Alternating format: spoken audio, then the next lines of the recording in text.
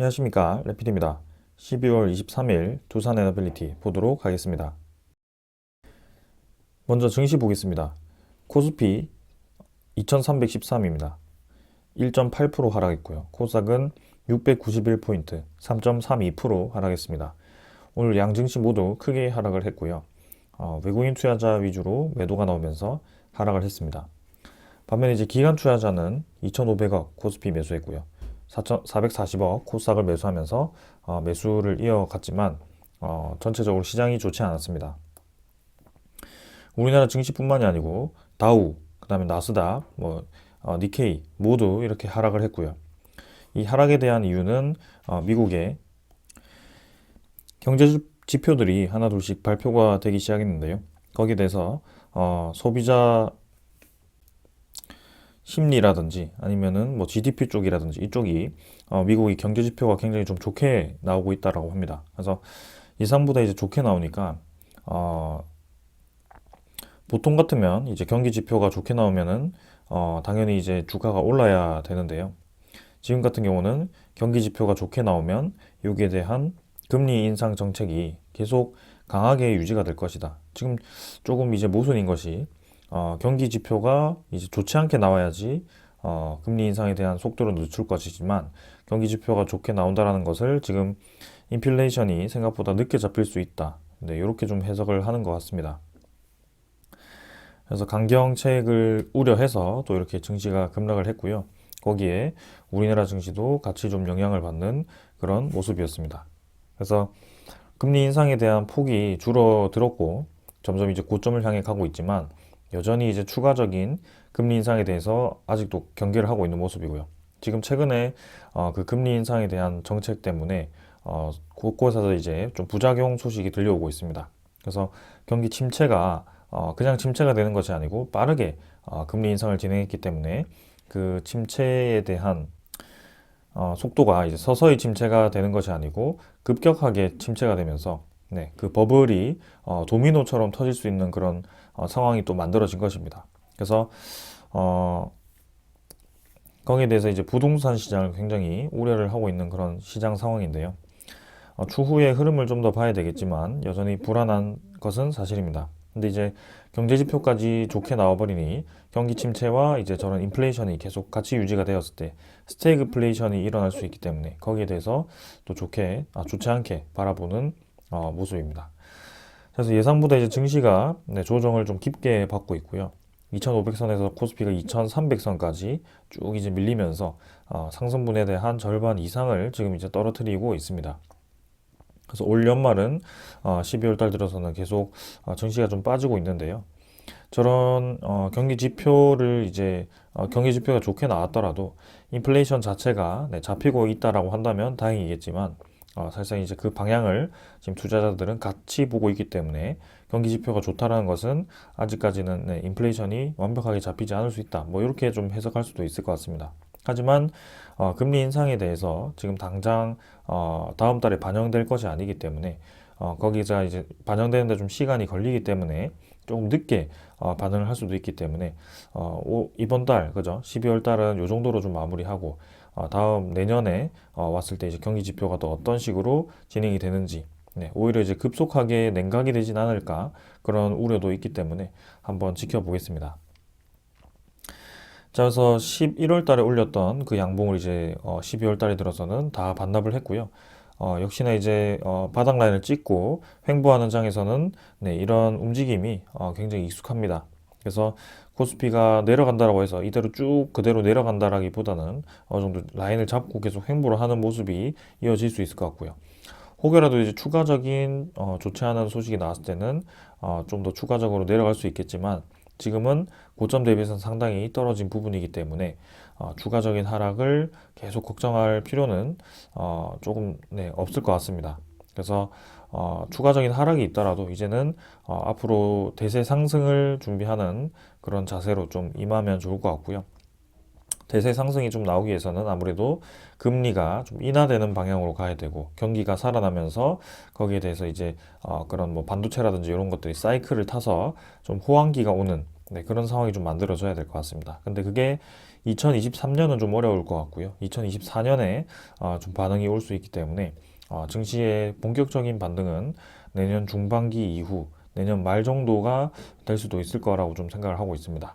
그래서 상당히 이제 시간이 오래 걸리죠. 내년 말이면 이제 1년이 남았는데 그 1년 동안 투자를 하지 않아야 되나? 네, 이렇게 좀 보실 수도 있지만 사실상 그 투자를 함에 있어서 이 주식이라는 것은 한 지점에서 모든 돈을 100%다 집어넣을 수가 없습니다. 그래서 오히려 이제 상승을 할 때는 계속 이제 상승하는 중에 좀 들어가기 때문에 좀 투자 이 매수 입장에서는 불리한 입장입니다. 근데 이렇게 하락장이 왔을 때 이렇게 바닥 라인을 다질 때 매수하기가 상당히 유리합니다. 그리고 여러분들 지금 부동산 시장 보셔서 알겠지만 주식뿐만이 아니고 지금 부동산이 매일 이제 떨어지는 그런 뉴스가 도배되고 있습니다. 그래서 집을 사는 입장에서라면 지금과 같은 시장이 굉장히 유리하다라고 생각을 할 수 있습니다. 근데 주식도 마찬가지입니다. 그래서 이렇게 하락장이 왔을 때, 대세 하락장 이후에 이렇게 주가가 많이 떨어졌을 때 매수를 하는 것입니다. 그래서 지금과 같은 시장에서는 아무리 이제 공포가 유발이 된다라고 하더라도 그 공포가 이미 이전부터 예견이 되어 왔고 이제는 이제 바닥 라인을 다지는 입장에서라면 충분히 지금은 베팅할 만하다라고 말씀을 드리고 싶습니다. 자, 그래서 지금 이 움직임 자체가 계속해서 심리적인 부분이 좀 강하게 움직이고 있어서 널뛰기를 좀 하고 있습니다. 오를 때도 강하게 올랐다가 내려갈 때도 좀 강하게 내렸다가 그래서 어느 정도 이제 자리를 잡을 때까지는 조금 시간이 필요해 보인다라고 말씀을 드리겠고요. 좀 투자하기 좋은 비전이 있는 그런 종목 위주로 투자를 하시면서 좀 이 숨고르기를 좀 템포를 길게 가져가시는 게 좋을 것 같습니다. 코스닥도 지금 이제 바닥 라인 다지는 중이지만 아직까지는 완벽하게 상승 추세로 전환하기는 좀 힘들어 보이고요. 기관 투자자 이제 3일 연속 매수했지만 이 수급 자체는 뭐 큰 의미는 없어 보입니다. 그래서 조금 더 보겠습니다. 자, 그 다음 이제 특이한 점은 환율이 계속 떨어지고 있습니다. 1282원이고요. 계속해서 이제 바닥을 뚫고 좀 내려가고 있습니다. 증시도 하락을 하고 이렇게 환율도 같이 하락하는 좀 특이한 상황이 벌어졌는데요.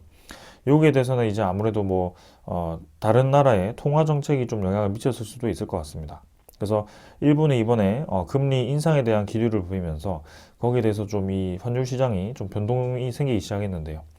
지금 이 원달러와 일본 엔화는 조금 연관성을 가지긴 어렵지만 지금은 조금 이제 증시와 같은 방향으로 환율이 떨어진다라는 점에서 좀 특이한 이벤트가 발생을 했다라고 좀 볼 수밖에 없을 것 같습니다.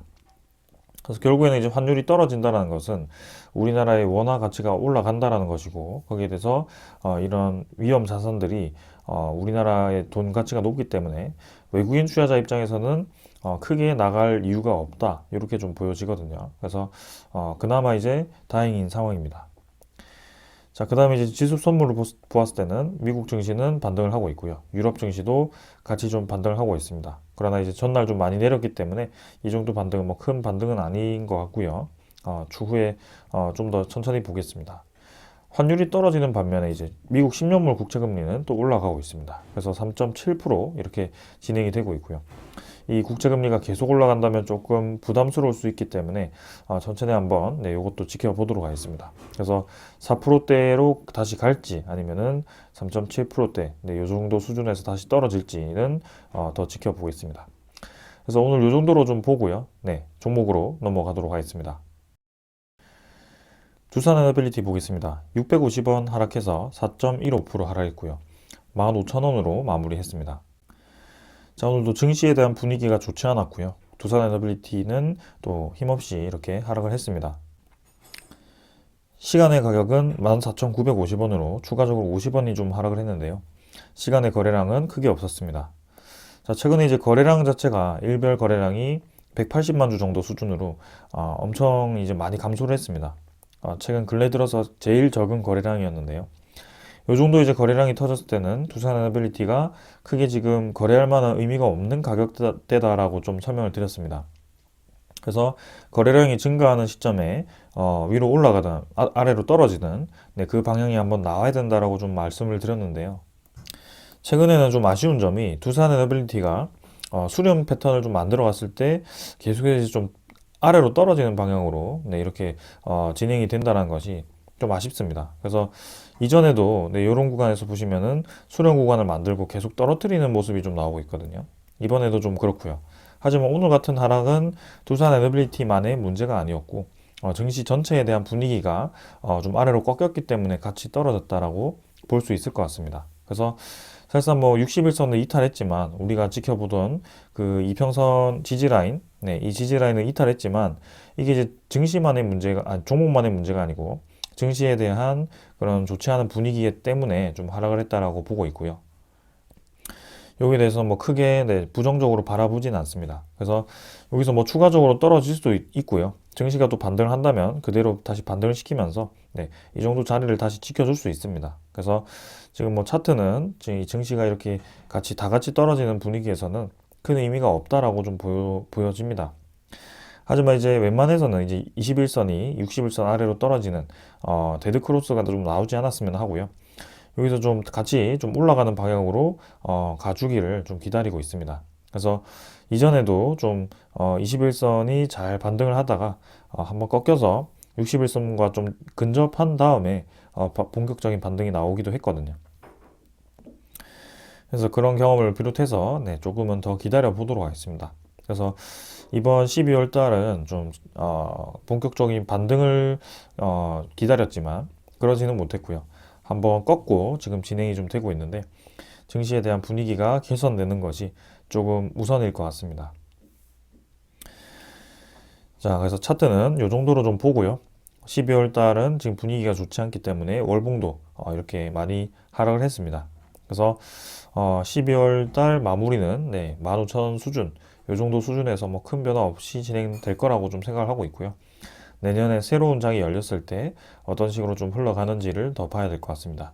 증시에 대한 분위기가 좀 더 중요할 것 같고요. 거기에서 이 에너지 테마에 다시 수급이 들어오는 것이 좀 중요해 보입니다.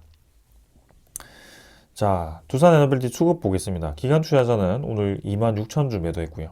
외국인 투자자는 18만 주 매수했습니다. 자, 기관 투자자가 지금 매도를 했는데 사실 크게 매도하진 않았습니다. 근데 이제 금융 투자가 매수를 했고 연기금 투자자와 사모펀드가 좀 매도를 하면서 오늘 주로 하락을 시킨 네, 움직임이었던 것 같습니다. 그래서 연기금 투자자가 또 매수를 계속 이어오다가 또 이렇게 장이 좋지 않을 때는 매도를 하는 모습인데요. 7만 3천 주 크게 많은 양이 아니었기 때문에 중요하지는 않다라고 봅니다. 보험과 투시는 이제 매수로 전환을 했고요. 외국인 투자자는 4일 연속 지금 매수를 좀 하고 있기 때문에 일단 지켜보도록 하겠습니다. 그래서 이 외국인 투자자가 매수를 할 때는 사실 두산 에너빌리티가 크게 올라간다라는 느낌을 받지는 못합니다. 이 기관 투자자가 오히려 매수를 해야지 이 두산 에너빌리티가 반등을 하는 모습이 좀 강했는데요. 아직까지는 그런 뚜렷한 수급이 보이지 않고 있고 뚜렷한 거래량이 지금 나오지 않고 있기 때문에 큰 방향이 지금 잡히진 않고 있습니다. 그래서 추후에 다음 주 시장은 이제 목요일이 마지막이죠. 그래서 금요일은 폐장일로 휴장이죠. 휴장일이고요. 그다음에 이제 다다음 주 1월 2일인가요? 이제 새로운 장이 열리게 됩니다. 그래서 1월 달부터는 또 어떤 움직임을 보이는지, 그리고 12월 다음 주 마지막 주에 또 어떤 움직임을 보이는지는 한번 계속 지켜보도록 하겠습니다. 그래서 기술적으로는 지금은 증시의 분위기에 따라서 같이 가고 있기 때문에 제가 더 크게 말씀드릴 거는 없고요. 여기서 바로 넘어가겠습니다. 그래서 공매도 잔고를 한번 확인해 보겠습니다. 지금 주가가 계속 떨어지면서 공매도 잔고가 같이 늘어나고 있는 것인지 아니면 조금 상환이 되고 있는 것인지를 또 봐야 되는데요. 지금은 1,500만 주를 찍고 다시 떨어지면서 1,470만 주 정도 네, 조금씩 떨어지고 있습니다. 그래서 오늘 1일 공매도 거래량도 조금 늘었지만 여기서 공매도 잔고가 또 어떤 식으로 진행이 되는지 대폭으로 또 감소하는 날이 오는지 네, 그런 것들도 한번 계속 살펴보겠습니다. 지금은 사실 1,400만 주, 1,500만 주 수준에서 큰 변화 없이 계속 진행 중입니다. 자, 그 다음에 이제 대차 잔고 확인해 보겠습니다.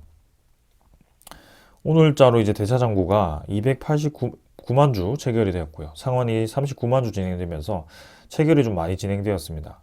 어제도 그렇고요. 엊그제도 그렇고요. 지금 3일 연속 대차장고가 좀 같이 늘어나고 있는 모습입니다. 그래서 대차장고 3,260만 주로 지금 증가를 했고요.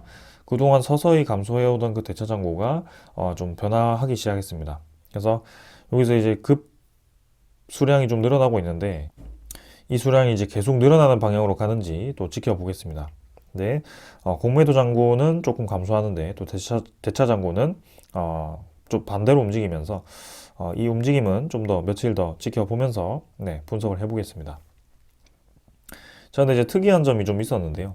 외국인 추정 물량이 오늘 18만 주였는데 당일 물량이 185만 주로 지금 거의 10배 수준으로 네, 증가를 했습니다. 그래서 외국인 보유율이 11.74%로 이전에 요 며칠 동안 좀 매도로 접근했던 그 물량을 대부분 지금 매수를 했습니다. 그래서 이렇게 추정 대비 당일 물량으로 이렇게 확 늘어났다는 것은 공매도가 또 상환이 되었는지, 네, 그 과정에서 또 어떤 뭐 대차 잔고가 같이 또 이용이 되었는지 그건 확실하게는 모르겠습니다. 근데 분명히 또 외국인 투자자가 또 이 주가 하락에 대해서 그런 뭐 신용 잔고라든지 그런 것들을 좀 적극적으로 또 활용을 하고 있다는 것이 보여지고 있고요.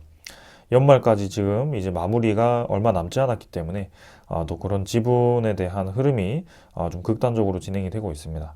그래서 그런 것들 조금 여유를 가지고 한번 살펴보도록 하고요. 지금 뭐 매수가 다시 들어왔기 때문에 외국인 보유율은 네, 11% 중후반대 계속 유지가 되고 있습니다. 그래서 천천히 요거는 네, 계속해서 주시를 해보겠습니다. 자, 그래서 지금은 뭐 주가에 대해서 우리가 집중할 필요는 없을 것 같고요. 증시 분위기도 좋지 않기 때문에 당연히 저렇게 같이 좀 하락을 하는 분위기, 조정을 받는 분위기는 당연합니다. 그래서 그러면 두산 에너빌리티가 언제 본격적으로 상승할 수 있는지가 중요한데요. 거기에 대해서는 좋은 소스가 계속 유지가 되고 있다면 결국에는 투자자가 이 붙었을 때 급격하게 올라갈 수 있다는 말입니다. 이게 이제 우리의 생각대로라면 좋은 소식이 계속 나오는데도 주가가 지금 올라가지 못하고 계속 눌러져 있단 말이죠. 큰 거래량 없이 계속 조정을 좀 받고 있는데 그렇게 되었을 때 이제 갑작스럽게 수급이 붙어준다면 그런 이때까지 나왔던 소스들이 다 이제 소스, 그죠? 명분이 되기 때문에 이전처럼 급격하게 올라갈 가능성도 충분히 있습니다. 그래서 두산 에너빌리티가 그동안 좀 올라갈 때 보면은 굉장히 이제 가파르게 올라가는 경향이 좀 강했기 때문에 그런 기대감을 좀 가지고 있고요. 그러면 이제 두산 에너빌리티가 올라갈 수 있는 그런 소스가 계속 있는지를 좀 살펴봐야 되겠죠. 그래서 그 소식 위주로 오늘 또 전해드리도록 하겠습니다. 그래서 어제 전해드리지 못했던 소식과 함께 오늘 같이 좀 한꺼번에 전해드리려고 하고 있고요. 먼저 전해드릴 소식은 SMR에 대한 소식입니다. 자, 일단 튀르키예가 최근에 원전 건설에 대해서 적극적으로 좀 검토를 하고 있다라고 소식을 좀 전해드렸었는데요. 이전에는 전해드렸던 소식이 대형 원전 4기, 그죠? 1400메가와트급이었나요? 4기를 검토를 하고 있는데요. 거기에 우리나라가 지금 검토가 되고 있다라고 얘기가 좀 나왔습니다. 그래서 UAE보다 지금 공사 금액이 2배에 달할 정도로 상당히 이제 적극적으로 지금 원전 건설이 검토가 되고 있는 상황인데요. 거기에 이어서 튀르키예가 지금 미국의 소형 원전 35기를 또 도입을 준비를 하고 있습니다. 그래서 삼성과 SK, 두산 파트너십 기업 유력 후보군이라고 하고 있고요. 미국의 소형 원전 35기를 도입한다라고 했을 때는 지금 이제 유력 후보가 뉴스케일 파워죠. 네. 그래서 뉴스케일 파워가 지금 SMR 시장에서는 네, 가장 1세대 SMR이라고 볼 수 있고요. 그만큼 이제 대형 원전을 축소시킨 네, 경수로 냉각 방식을 채택을 하고 있습니다. 그래서 상용화도 굉장히 빠르게 진행되고 있고요. 지금 이제 파일럿 라인을 깔아서 이제 성능 검증을 하고 네, 본격적으로 양산에 들어갈 예정입니다. 그래서 거기 뉴스케일 파워는 지금 두산 에너빌리티가 기자재를 공급할 예정이기 때문에 이미 지분 투자로서 네, 그 수주를 받을 수 있는 금액은 3조 원으로 네, 책정이 되고 있습니다. 근데 지금 분위기를 보았을 때는 3조 원 이상의 그런 이 소스가 나오고 있고요. 이 뉴스케일 파워가 검토하는 지금 국가만 하더라도 상당히 많아 보입니다. 그래서 거의 확실한 점은 지금 폴란드와 루마니아, 미국 쪽은 지금 확실하게 좀 건설이 되어 가는 것 같고요.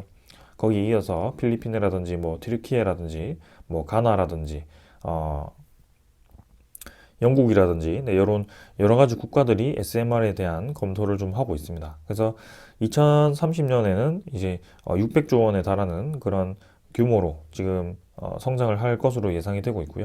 거기에 두산 에너빌리티 그리고 삼성물산 이런 기업들이 네, 적극적으로 지금 수혜를 받을 것으로 예상이 됩니다. 자, 그리고 이제 SMR에 대한 소식이 추가적으로 나온 것이 지금 이제 뉴스케일 파워가 최근에 이제 SMR 표준 설계 결과물을 완성을 했다라고 합니다. 그래서 어, 내용을 살펴보시면 두산 에너빌리티 등 국내 기업이 투자를 진행한 미국의 소형 모듈 원전 기업인 뉴스케일 파워가 표준 설계를 위한 결과물을 완성하고 본격적인 고객 확보에 나설 수 있게 되었다고 합니다. 그래서 SMR 표준 설계를 위한 12,000개 이상의 설계 결과물을 완료를 했고 거기에 대해서 네, 구체적인 결과물은 SMR 원전 건설과 건설 도면과 사양, 그 다음에 세부 시스템 설계 사양, 설계 평가 결과, 그 다음에 전력망 부하 목록 등이 포함이 되어 있다고 합니다. 그래서 이제는 이 SMR 플랜트를 건설을 비롯해서 SMR 기기 제작과 구매에 대한 준비가 완료가 되었다라는 것이고요. 이제는 건설을 위한 그 발주가 본격적으로 진행이 될 가능성이 크다라고 네, 말씀드릴 수 있을 것 같습니다. 그래서 뉴스케일 파워 SMR은 한 기당 77메가와트급이고요. 대형 원전이 보통 1400메가와트급이 지금 검토가 되고 있는데 지금은 77메가와트급이 이렇게 SMR 한 기당 네, 용량입니다. 근데 최대 이제 12개까지 설치를 할 수 있기 때문에 924메가와트급의 전력이 생산이 가능한 것이 특징이라고 하고요. 지금 1000메가와트급 대형 원전 하나를 지금 이 SMR 12대로 커버가 가능하다라는 것입니다. 그래서 안전성 측면에서 확실히 이제 주목을 많이 받고 있기 때문에 뉴스케일 파워에 대한 그런 기술력과 안정성은 계속해서 입증이 될 것으로 예상이 되고 있고요. 본격적인 시장은 내년부터 시작할 것으로 예상이 됩니다. 자, 그리고 이제 두산 에너빌리티가 투자한 기업이 미국의 뉴스케일 파워 이외에도 엑스에너지라는 기업이 있었는데요. 이 엑스에너지는 뉴스케일 파워가 경수로로 이제 물을 이용해서 냉각을 하는 방식이라면 엑스에너지는 네, 고온 가스로 냉각을 하는 방식입니다. 그래서 뉴스케일 파워보다는 조금 차세대의 SMR을 개발하는 기업인데요. 이것도 이제 두산 에너빌리티와 설계 용역 협약을 하던 등 좀 긴밀하게 지금 진행이 되고 있습니다. 그래서 내년 상반기 정도에 이제 나스닥에 상장을 할 목표로 지금 진행 중이고 거기에 두산 에너빌리티가 네, 엑스에너지에 지분 투자를 할 계획도 가지고 있습니다. 그러는 중에 이제 소식이 나온 것이 엑스에너지도 네, 원자로 보호 시스템에 대한 그런 시제품을 공개를 했다라고 하고요. 점점 이제 이 구체적인 모델이 나오고 있습니다. 그래서 차세대 이제 모델로서 엑스에너지에 대한 네, 그런 이 시스템 시제품이 또 사용이 될 수 있고요. 뉴스케일 파워 입장에서는 1세대 경수로를 이용한 SMR이 끝난다면 그 다음에 이제 차세대 SMR이 이용되었을 때 좀 뒤처질 수도 있기 때문에 뭐 기술 협력이 가능할 수도 있고요. 두산 에너빌리티가 이렇게 양쪽에 투자를 한 이유도 분명히 있을 거라고 좀 생각을 하는데요. 한번 그 내용은 추후에 좀 보도록 하겠습니다. 그래서 두산 에너빌리티가 지금 긴밀하게 협력하고 있는 두 기업이 아주 진전을 가지고 지금 기술력을 계속 개발을 하고 있고요. 본격적으로 상용화를 위한 준비가 이루어지고 있다. 이렇게 좀 이해를 하시면 되겠습니다. 자, 그 다음은 이제 SMR 소식은 이 정도로 좀 말씀을 드리고요. 이제는 네, 대형 원전에 대한 소식도 좀 전해드리겠습니다. 자, 지금 이제 아까 튀르키예가 SMR과 이제 대형 원전에 대한 소식이 있었는데요. 지금 이제 루마니아 대표단과 정부와 한수원이 11조 원전 사업에 대해서 또 논의를 했다라고 합니다.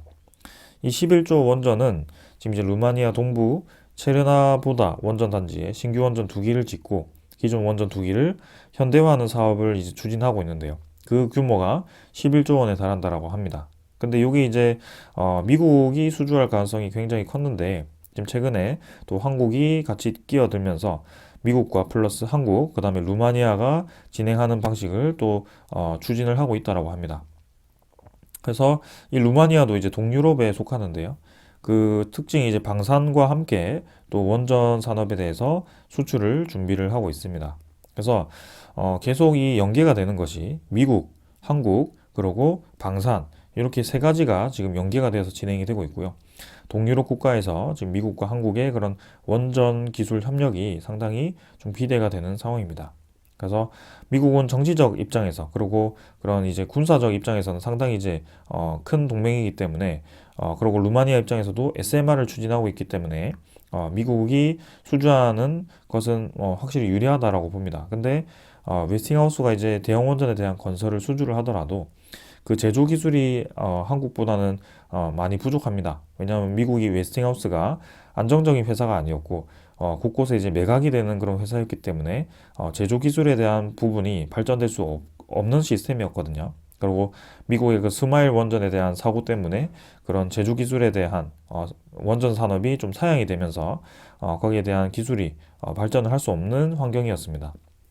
근데 반면에 이제 한국은 이제 UAE라든지 우리나라의 이제 그런 많은 원전이라든지 그런 것들을 성공적으로 이제 건설 수행을 하면서 또 제조 강국이다 보니까 그런 제조 기술이 상당히 많이 발전을 했습니다. 그래서 미국의 그런 원천 특허를 회피하면서 또 제조할 수 있는 기술을 가졌기 때문에 미국 그 웨스팅하우스가 우리나라 한수원을 상대로 이 소송을 걸었어도 크게 문제는 되지 않지만 결국에는 이제 겉으로 보기에는 미국이 수주를 하더라도 우리나라에 대한 그런 제조 기술이 없으면 이 원전 산업의 그 성공적인 프로젝트 진행을 미국 혼자는 진행할 수 없다라는 거죠.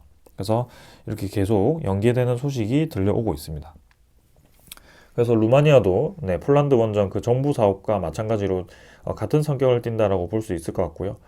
폴란드 정부 6기가 총 40조 원에 달하는데 그 중에 이제 그 원자로라든지 아니면 뭐 2차 시공이라든지 그런 큰 건들을 또 따낸다면 수조 원에 달하는 네, 그런 수주권들을 또 따낼 수 있을 것 같습니다. 그래서 미국과 이제 추후에 계속 동맹을 맺어서 그렇게 이제 원천 기술은 미국이 제공하고 그리고 수주는 미국이 하되 그런 아래에서 네, 조금 이제 제조 기술과 그런 것들을 이제 제공을 해준다면 충분히 지금 원전 시장이 커지는 파이에 있어서 우리나라가 차지하는 그 부분도 상당히 클 거라고 예상이 됩니다. 그래서 이런 부분들이 이제 이렇게 주가가 떨어졌다라고 해서 뭐 한순간에 물거품이 되는 것이 아니고요. 이런 상황들은 계속 진행이 되고 있고 거기에 대한 네, 정부 지원도 적극적으로 좀 진행을 해주고 있기 때문에 당연히 이제 증시가 좋아지고 수급이 들어왔을 때는 주가가 아주 많이 올라갈 거라고 좀 보고 있습니다. 그래서 아까 초반에도 증시에 대한 설명을 드릴 때 이 주가가 떨어지거나 뭐 부동산 가격이 떨어졌을 때가 매수 기회인 것이고 지금 계속 떨어진다라고 하더라도 이미 떨어진 부분이 많기 때문에 추가적인 하락에 대한 가능성보다는 추후에 그 증시가 개선이 되거나 시장이 개선되었을 때 다시 올라갈 수 있는 분위기가 가능성이 더 높다라는 것입니다. 그래서 이런 부분들은 계속해서 기회가 될 수 있고요. 네, 그 기회에 맞춰서 이제 기업이 잘 따라가는지 그런 시장 상황을 형성을 잘 하는지를 우리는 계속 체크를 할 필요는 있겠습니다. 그래서 이 소식을 보시면은 산은과 수은이 이제 또 이렇게 K원전 금융을 위해서 협력을 했다라고 합니다. 그래서 한국전력과 한국소련 원자력 및 그다음에 6개 은행과 해외 원전 수출 산업 발굴 및 공동 금융 지원 협력 강화를 위한 원전팀 금융코리아 업무 협약을 체결을 했다라고 합니다. 그래서 산업은행과 수출입은행, 무역보험공사 위주로 이렇게 진행이 되었고요. 은행 6개를 낄 정도로 지금 이제 통 크게 지원을 해주기 위한 본격적인 준비를 하고 있습니다.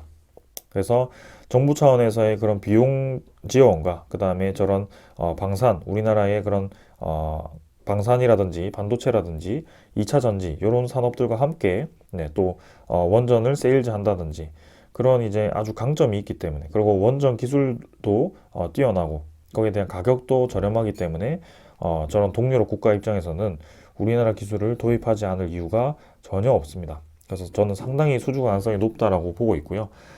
미국 쪽으로 수주를 넘기더라도 네, 우리나라가 계속 그 동맹 관계와 그 협력 관계를 유지했다라면 겉면으로는 이제 소송전이 이어졌지만 상당히 이제 협력할 가능성도 크다. 그래서 네, 내년에 대한 그런 기대감이 상당히 큽니다. 그리고 이제 최근에 또 베트남에 대한 얘기도 계속 나오고 있습니다. 그래서 우리나라 정부가 베트남과 에너지 협력 강화를 위해서 원전 정보 교류에 대한 협약을 진행을 했다라고 하고요.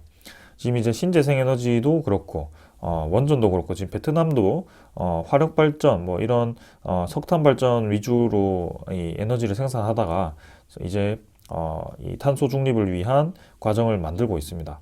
그래서 베트남 쪽에서는 또 이제 두산 비나죠.